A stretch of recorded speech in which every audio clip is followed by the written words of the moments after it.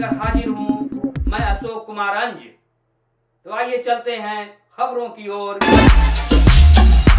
Party with the difference, चाल चरित्र चेहरे वाली ये पार्टी इतनी नीचे गिर गई है कि अब संघ को भी चिंता हो रही है कि ये पार्टी अब जाएगी कहां।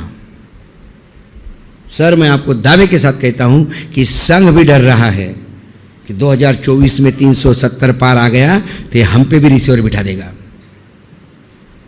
और बोलेगा तुम सही संघ नहीं हो, अब मैं संघ चलाऊंगा। क्योंकि एक विकृत मानसिकता के साथ सोच बढ़ा है। कोई कैबिनेट का मंत्री नहीं कह सकता कि मैं मंत्री हूं, कोई बीजेपी शासित राज्य का मुख्यमंत्री नहीं कह सकता कि मैं मुख्यमंत्री हूं। जैसा वो राय साहब जो चंपत राय है, उन्होंने कह दिया कि मैं तो मोदी जी को विष्णु का रूप में देखता हूं।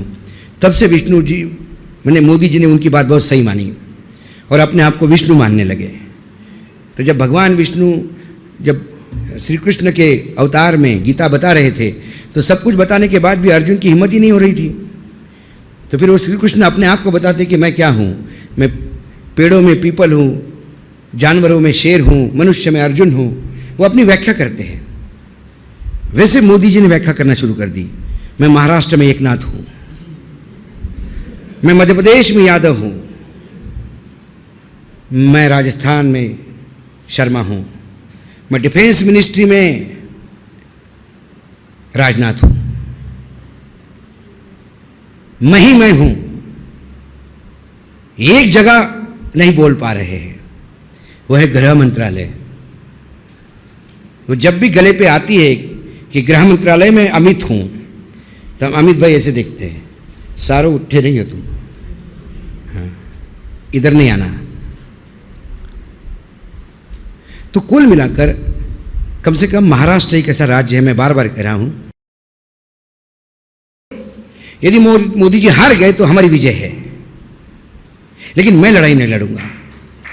तो अभी लड़ाई का जो मुख्य है वो है क्षेत्रीय पार्टियां। मुझे ममता बनर्जी से बहुत आशा है, मुझे अखिलेश से आशा है, मुझे तेजस्वी से आशा है, मुझे उद्धव से आशा है, शरद पवार से, स्टैलिन से, इन लोगों से आशा है कि ये कम से कम अपने, और महाराष्ट्र 48 सीटों का प्रदेश है। मैं बता रहा हूं आपको, महाराष्ट्र 2024 तय करेगा। मैं बार बार बोल रहा हूं, महाराष्ट्र में यदि 30 सीटों का गड्ढा हो गया तो आपने लड़ाई जीत ली। तब कोई राजनीतिक दल या राजनीतिक नेता ने लड़ाई लड़ी नहीं थी, जनता रास्ते पे आ गई थी। क्योंकि जब संसद आवारा होती है तो जनता रास्ते पे उतरती है। अब संसद आवारा हो चुकी है। जिस संसद में विरोधियों को बोलने नहीं जाता, निष्कासन का रास्ता अपनाया जाता है, जिस संसद में बिना चर्चा किए बिल पास होते हैं, जिस संसद में रिकॉर्ड पे झूठ बोला जाता है और झूठ परोसा जाता है, उसे आवारा नहीं कहेंगे तो क्या कहेंगे। जहां स्पीकर बंधुआ मजदूर बनता है सत्ता का, जहां राष्ट्रपति मौन धारण करके बैठती है, ना कोई दिखती है उनको, ना कोई सुनाई देता है, ना कोई बोलने के लिए तैयार है। आप समझ सकते हो क्या हुआ मणिपुर का। और ये इसको नराधम नहीं कहूं तो क्या कहूं, शब्द नहीं है मेरे पास। मैं भी एक इंसान हूं, मैं भी मेरे देश के प्रधानमंत्री की इज्जत करता हूं, लेकिन यदि वो काम करे तो रावण को रावण नहीं कहूं तो क्या कहूं, नराधम को नराधम नहीं कहूं तो क्या कहूं। बंगाल में यदि एक कोई कांड हो जाता है तो उस कांड के लिए प्रधानमंत्री बंगाल में जाके उन महिलाओं से मिलते हैं। बंगाल में जो हुआ उसको मैं सही नहीं मानता, बिल्कुल गलत है। प्रधानमंत्री गए, जाना चाहिए। प्रधानमंत्री ने उन महिलाओं से बात की, लेकिन मेरे प्रधानमंत्री को साफ सुन जाता है क्या। जब मणिपुर में महिलाओं का होता है तो एक शब्द बोलने के लिए तैयार नहीं है, मणिपुर जाने को तैयार नहीं है। तब वो मणिपुर की बेटियां उनका परिवार नहीं है। जब खिलाड़ी हमारी कुश्ती की अपनी इज्जत लूट चुकी है, इसकी गुहार लगाने के लिए एफआईआर दर्ज करना चाहती थी, एफआईआर दर्ज करने के लिए यदि सर्वोच्च न्यायालय का साथ लेना पड़े तो इससे ज्यादा दुर्गति इस देश में महिलाओं की हो नहीं सकती। किस महिला सशक्तिकरण की बात करते हैं आप? किस आदि आबादी की बात करते हैं आप?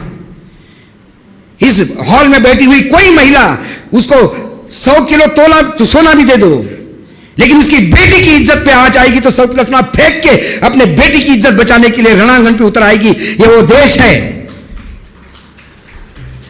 आप बोलते हो महिला सशक्तिकरण,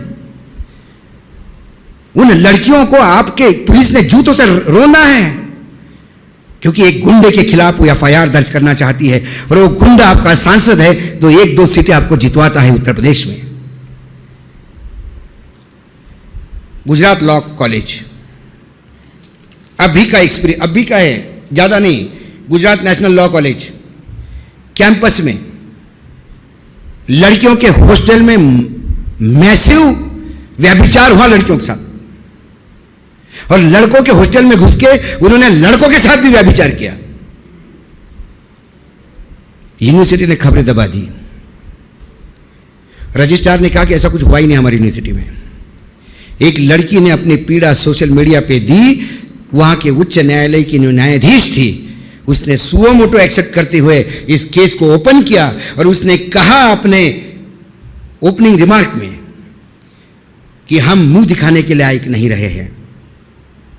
यदि लॉ यूनिवर्सिटी में ऐसी बातें होती है, जो देश के लोगों के कानून के अधिकार की रक्षा करने के लिए जो फौज तैयार हो रही है, यदि वो अपने ही अधिकारों का रक्षण नहीं कर पाती तो इससे ज्यादा शर्मसार बात नहीं हो सकती। उन्होंने हाईकोर्ट की रिटायर्ड जज हर्षा देवानी को इंक्वायरी करने के लिए भेजा और जो इंक्वायरी रिपोर्ट आ गई तो रोंगटे खड़े करने वाली थी।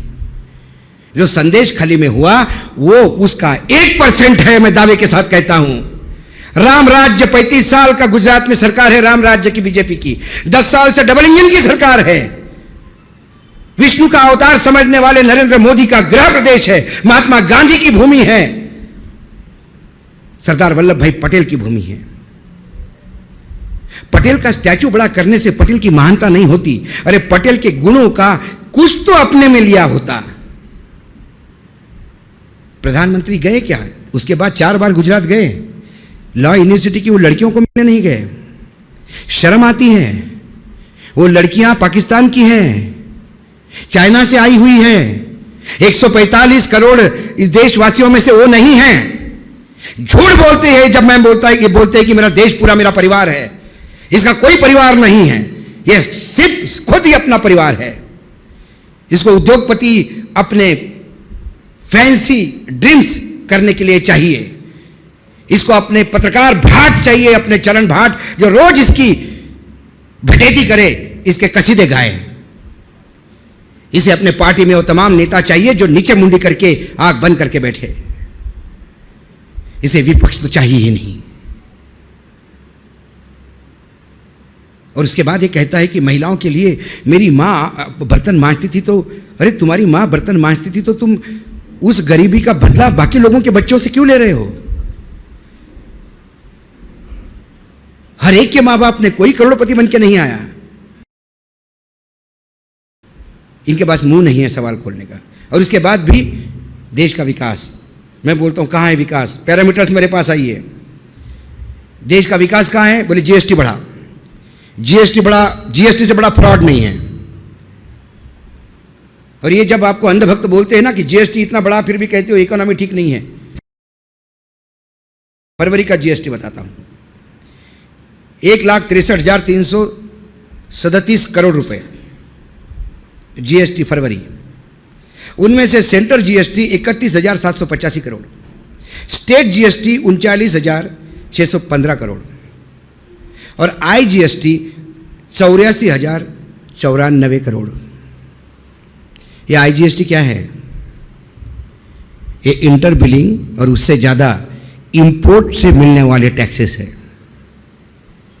यदि टोटल जीएसटी में सेंट्रल जीएसटी और स्टेट जीएसटी से भी ज़्यादा इंपोर्ट पे टैक्स लगा के और सेस लगा के यदि आप पैसा कमाते हो तो ये देश नीचे जाना तय है, क्योंकि जो देश इंपोर्ट पे टैक्स लगा के अपनी ड्यूटी कमाता है वो अपने देश को बर्बादी के कगार पे ले जा रहा है, क्योंकि हमारे देश में इंपोर्ट ज्यादा एक्सपोर्ट कम और 200 अरब डॉलर का घाटा है। कहां जाएंगे हम? जब ये आंकड़े कहते तो बोलते नहीं इंपोर्ट अभी नेसेसरी है, बाद में हम कवर करेंगे। अरे 10 साल से यही बोल रहे हो। पहले बोल रहे थे मुझे उनको 60 साल दिए, मुझे 60 महीने चाहिए, 60 महीने दिए। फिर आपने कहा 5 साल और चाहिए, 5 साल और दे दिए। हर बार आपको हम समय देते हैं और हर बार आप एक नीचांक गांठते हो और फिर झूठ बोलते हो कि हमने देश बहुत प्रगतिशील है, मंगलयान भेजा, रामलला आ गए हैं। अरे बाबा रामलला आ गए तो आ गए, आगे क्या? रामलला के लिए तो लोग डोनेशन दे रहे, वो तो 56 भोग खाएगा। लेकिन रामलला के वहां जो दिए लगते हैं, 85 लाख दिए और 80 लाख दिए और 90 लाख दिए का जो Guinness book of world record बनाते हो, वो दिया बुझने के बाद उस दिए से तेल लेने के लिए छोटी छोटी बच्चियां पुलिस के डंडे खाती है। शर्म आनी चाहिए, शर्म आनी चाहिए राम के मंदिर में जाने के पहले। मेरा राम उस मंदिर में है ही नहीं यदि मेरे छोटी बच्चियां वहां पुलिस के डंडे खा रही है। मेरा राम वहां नहीं हो सकता। मेरा राम तो शबरी के बेर खाता है। मेरा राम केवट की धन्यवाद देता है।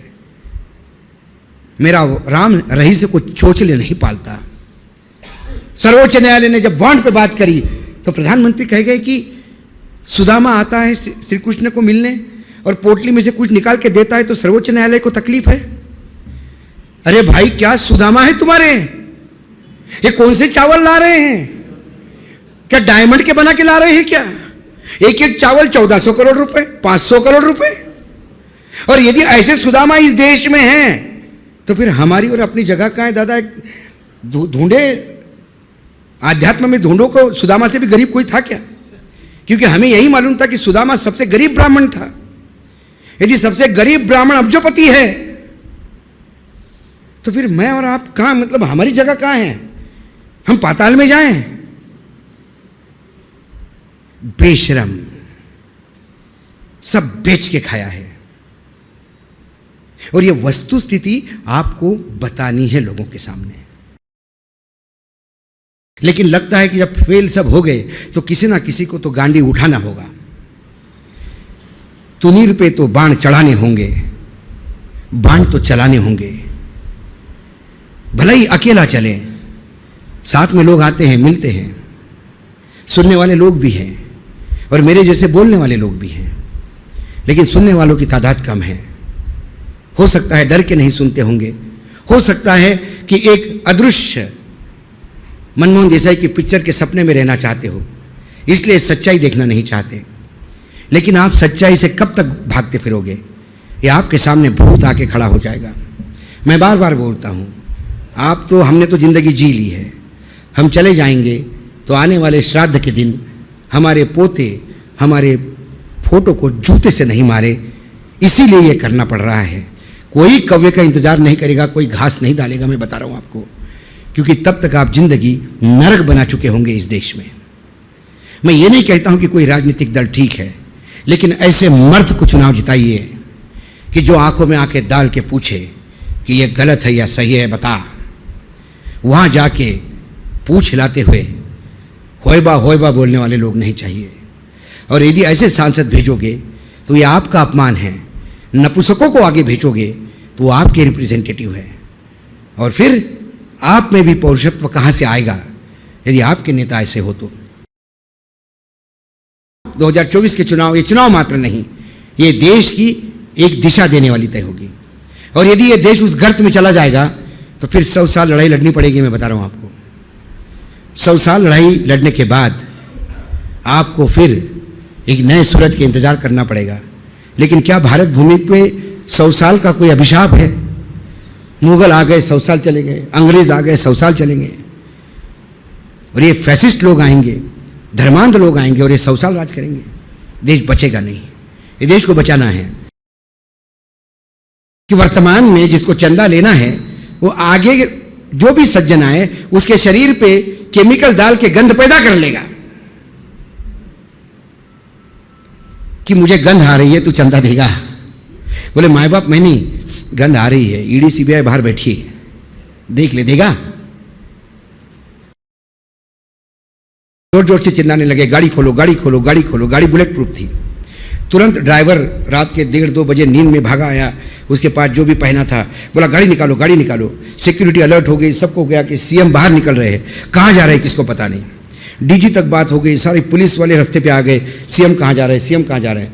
सीएम अहमदनगर की तरफ अहमदाबाद की तरफ निकले तो रास्ते में सब डीजी वगैरह सब आ गए, घेर लिया। बोले सर क्या हुआ? फिर ये गाड़ी से भी उतरने में बाहर डर रहे थे, तो इन्होंने कांच नीचे की। बोला बम से हमला हुआ है घर पे। सबके पैरों की जमीन खिसक गई, नरेंद्र मोदी के घर पे बम पे हमला। उसके बाद इन्वेस्टिगेशन हुआ, उनको सेफ जगह पे लेके जाया गया, सारे लोग लग गए इन्वेस्टिगेशन में। हुआ यूँ था कि पीछे से एक बाईपास जा रहा था, उस बाईपास पे एक ट्रक का टायर फट गया था।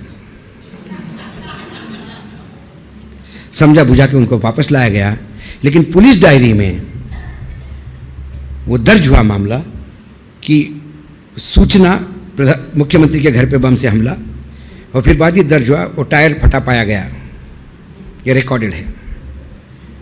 तो आप डरो मत, अब की बार 300 पार, अब की बार 700 पार, ये वार क्राई है। चेहरे पे वो ताकत नहीं है। अब की बार 130 पार के लाले पड़े हैं, 270 के आंकड़े पे पहुंचने में मुश्किल हो रही है। तो आप इस बात से निश्चिंत रहिए। आप टेलीविजन के सर्वे पे, लोगों के भाषणों पे, इन पे मत जाइए। तो ये 370 पार और 300 पार जो है वो बीजेपी के कार्यकर्ताओं के लिए है, मतदाताओं के लिए नहीं है। मतदाताओं के लिए आर पार की लड़ाई है, और मतदाताओं को इस बार प्रजातंत्र को पार करना है। मतदाताओं को यह देखना है कि इस बार ये रावण सीता को लेके लंका ना पहुंचे।